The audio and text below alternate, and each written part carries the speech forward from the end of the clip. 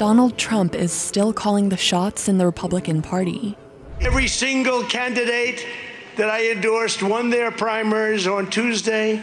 And a slate of political hopefuls are using the former president's talking points to boost their own careers.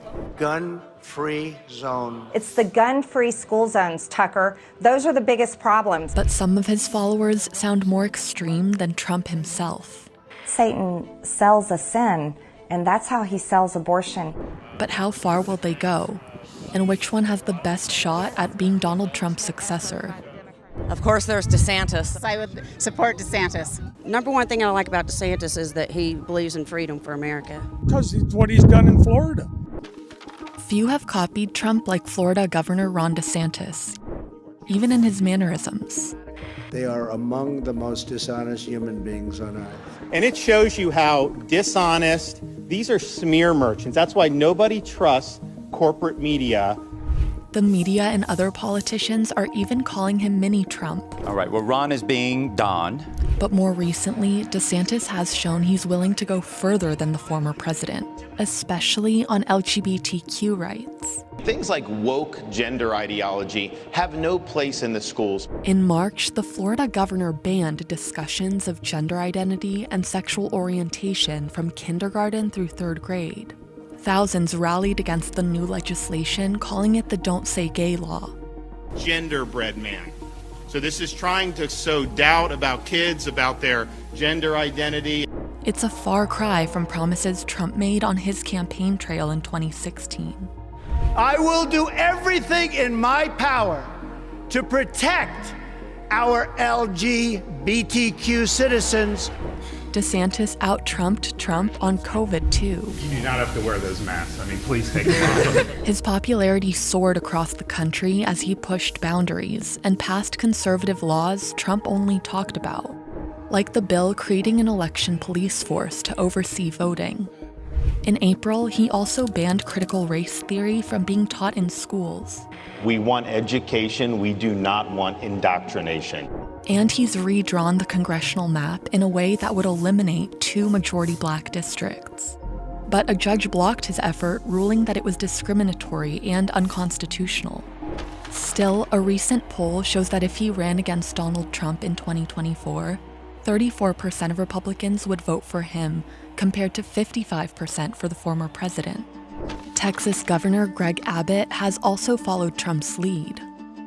Trump endorsed Abbott a week before this appearance at the border wall. I'm glad to see that you went up like a rocket ship. You were up high anyway, but now you're really high. He's been executing on one of Trump's most popular promises. Texas has stepped up and done more than any state has ever done in the history of our country to step up and secure our border. Build that wall. Build that wall. And on some issues, he's been more extreme since the get-go. Trump supported transgender rights during his presidential bid in 2016. So if Caitlyn Jenner were to walk into Trump Tower and want to use the bathroom, you would be fine with her using any bathroom she chooses? That is correct.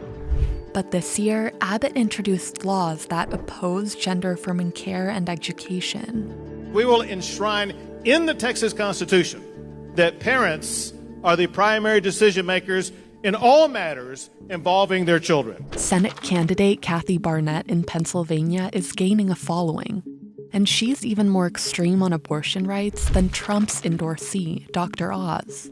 Her popularity surged after this video, where she explains that she was born out of rape. It definitely made me become very adamant about the sanctity of life, of all life, regardless of their conception, regardless of how they arrived. Congresswoman Marjorie Taylor Greene is another politician outpacing Trump's extremes. While the former president has only flirted with the QAnon movement, I understand they like me very much.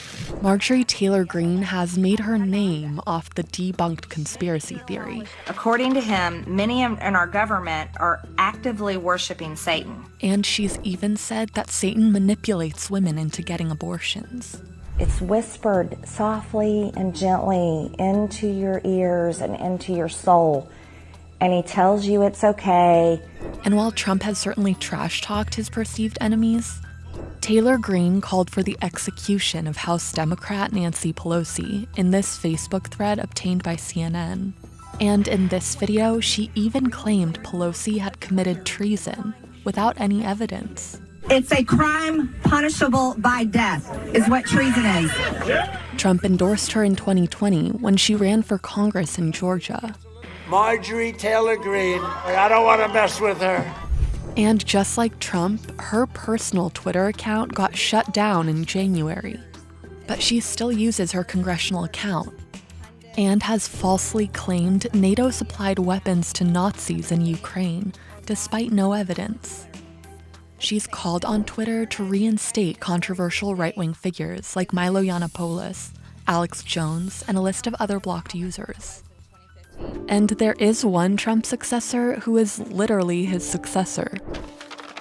Donald Trump Jr. is back on the campaign trail and recently joined another Trump-endorsed candidate, J.D. Vance. We need people that will be game changers, people that will bring something different, and J.D.'s 100% that candidate. J.D. Vance, one of Trump's biggest critics, had to come around to Trumpism. He's the Republican nominee for the Ohio Senate seat. I recognize that if you actually want to get anything done, you got to go in there and blow some things up. In late March, he was fourth in the polls. A win looked like a long shot. Then Trump backed him and changed everything. Ladies and gentlemen, it ain't the death of the America First agenda. You can't just say nice things about Donald Trump in public. You actually have to align yourself with an agenda. In many ways, Vance has followed the former president's playbook. I'll take them back from China, from Japan, from Mexico. Actually bringing our manufacturing jobs back from China and Mexico. And Trump's influence has converted other former critics, like conservative talk show host Candace Owens. I think she's a fine person, a fine young woman.